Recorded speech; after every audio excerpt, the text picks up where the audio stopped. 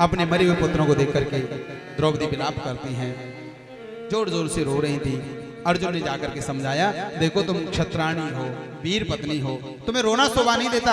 हाँ, यदि तुम्हारे पुत्रों को मारा है तो चिंता मत करो, तुम्हारे पुत्रों को मारने वाले को मैं जीवित नहीं छोड़ूंगा।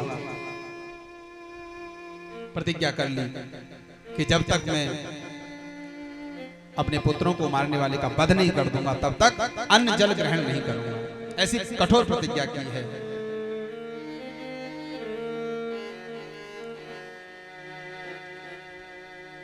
द्रौपदी ने यह भी कहा है कि अर्जुन, मैं इसलिए दुखी नहीं हूं, इसलिए नहीं रो रही कि मेरे पुत्र मारे गए। तो आज नहीं तो कल इनको मरना पड़ता, सबको मरना, ये मृत्यु लोक है, लेकिन दुखी इसीलिए हूं, रो इसलिए रही हूं। यदि ये वीर गति को प्राप्त होते, युद्ध में मारे जाते, तो मुझे प्रसन्नता होती कि मेरे पुत्र वीर गति को प्राप्त हुए हैं। और दूसरा, इसलिए मुझे बहुत बड़ा दुख है कि ये सोते हुए मारे गए हैं। जब इनकी मौत निकट होगी, जब इनका वध किया जा रहा होगा, ये सो रहे होंगे, अचेत अवस्था में होंगे, उस समय ये गोविंद का नाम भी नहीं ले पाए होंगे। मरते समय कम से कम एक बार कृष्ण का नाम ले लेते तो भी मुझे तसल्ली मिल जाती। जननी जने तो भक्त जने, कै दाता कै सूर, नहीं तो जननी बांझ रहे, काहे गवावे नूर। कुलम पवित्रम जननी कृतार्था, शास्त्रों में लिखा है, इसलिए दुखी हूं।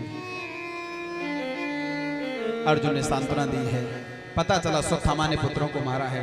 श्री कृष्ण को आज्ञा दी कि मेरा रथ निकालें। तब तक कृष्ण सारथी हैं अर्जुन के, और रथ निकाला है। वायु के वेग से अर्जुन को बिठा करके श्री कृष्ण रथ चलाते हैं। पीछा किया अश्वत्थामा का। अब भगवान की नजर से कौन बच सकता है। अश्वत्थामा के पीछे पीछे जब रथ दौड़ाए भगवान ने, पीछे पीछे अर्जुन और आगे आगे अश्वत्थामा। अश्वत्थामा को लगा कि अर्जुन मुझे छोड़ने वाला नहीं है, उसी समय ब्रह्मास्त्र का प्रयोग करता है। जैसे ब्रह्मास्त्र को देखा अर्जुन ने घबरा गया और तुरंत कन्या के चरण पकड़ लिए।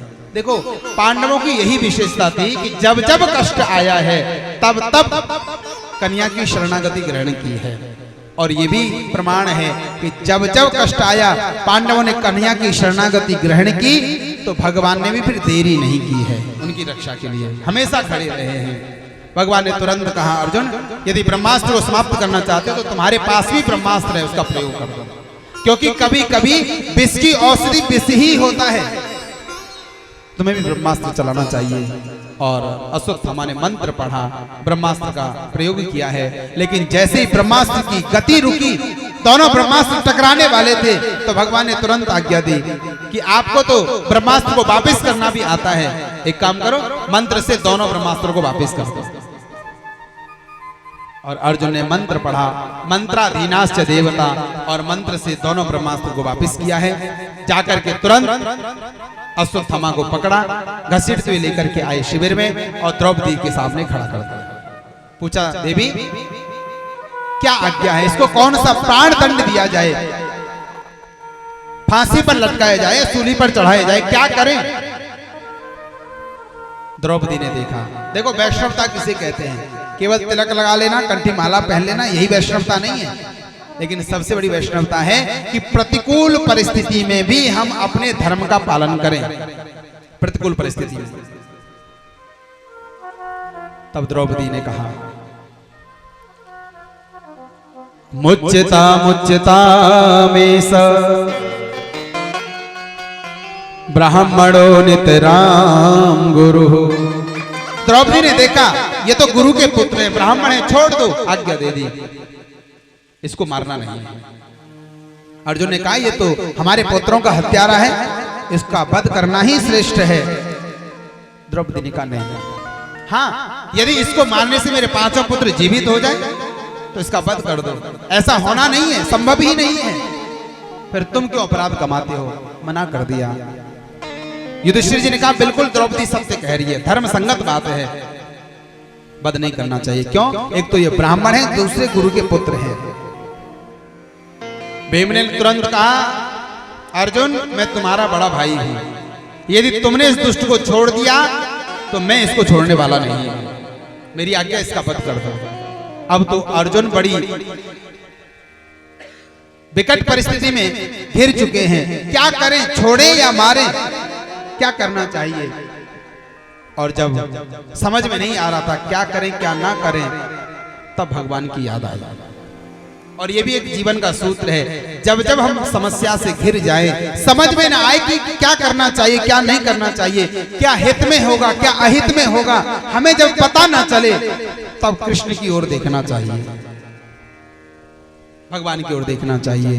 जब तुझसे न सुलझे तेरे उलझे हुए धंधे, तो भगवान के इंसाफ पर छोड़ दे ए बंदे, वही तेरी मुश्किलें आसान करेगा, और जो तू खुद ना कर सका वो भगवान करेगा, वो परमात्मा करता है। अर्जुन ने तुरंत देखा है, श्री कृष्ण से पूछा क्या करें। अब ये टेढ़ी टांग वाला कन्हैया, ये कभी सीधा बोला ही नहीं, खुद भी टेढ़ा, इनकी कथा भी टेढ़ी और इनकी वाणी भी टेढ़ी।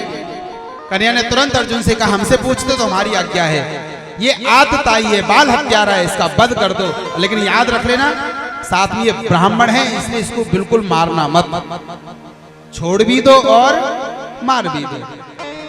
भीम हंस पड़े, वाह महाराज, आप जैसे न्यायाधीश जज दो चार हो जाएं तो चल गई न्यायपालिका। ऐसे कैसे संभव है कि मार भी दें और छोड़ भी दें। भगवान ने कहा हमारा जजमेंट करने का काम था, हमने आज्ञा कर दी, अब करने का काम अर्जुन का है। अर्जुन सोचने लगे अब क्या करें, भगवान को जो कहना था वो तो कह दिया, करें क्या। लेकिन अर्जुन भी कोई कम नहीं थे, भगवान के शिष्य हैं। गीता में अर्जुन कहते हैं शिष्यस्ते हम साधिमाम त्वाम प्रपन्नः, प्रभु मैं आपका शिष्य हूँ, आप गुरु हैं। तब गीता सुनाई थी, और वही गीता का एक वाक्य याद आ गया, संभावितस्य चा कीर्ति मरणादिति रिच्यते, सम्माननीय व्यक्ति का समाज में अपमान करना ही मौत के बराबर है। सम्माननीय व्यक्ति हो, समाज में सब लोग उसको आदर करते हो, और उसका समाज में ही अपमान हो जाए, वो मौत से भी बढ़ करके है। तिल तिल करके रोज मरेगा उस अपमान को याद कर करके। और अर्जुन ने ऐसा ही किया, तुरंत अश्वत्थामा के सिर के आधे केस काट दिए, मस्तिष्क में जो ब्रह्ममणि लगी थी उसको निकाल दिया है, और शिविर से धक्का दे करके बाहर कर दिया। वपनम द्रविणादानम स्थाना निर्यापणम तथा, भागवत में लिखा है यही ब्राह्मण का सबसे बड़ा वध है। अपमान किया है। अश्वत्थामा बाहर निकले, लेकिन उस अपमान को सहन नहीं कर पा रहे थे।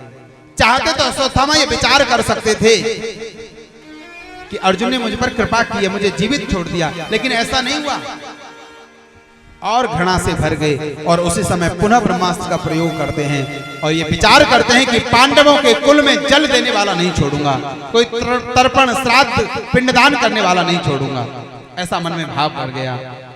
और सच कहा है किसी ने, नबनी नीच की अति दुखदाई, जिमी धनु अंकुश उरग मिलाई, दुष्ट व्यक्ति कभी अपनी दुष्टता छोड़ता नहीं है। ब्रह्मास्त्र का प्रयोग कर रहा था, विचार करने लगा कि बचा कौन है, तब तक याद आया कि जो अभिमन्यु की पत्नी उत्तरा है, उसके गर्भ में एक बालक पल रहा है। यदि मैंने उसको समाप्त कर दिया तो पांडवों के कुल में कोई जल देने वाला नहीं बचेगा। और ऐसी दुष्टता की अश्वत्थामा ने ब्रह्मास्त्र का प्रयोग करता है, छोड़ देता है। लेकिन जैसे उत्तरा का शरीर जलने लगा तो उत्तरा ने भी देर नहीं की थी, उत्तरा तुरंत दौड़ पड़ी।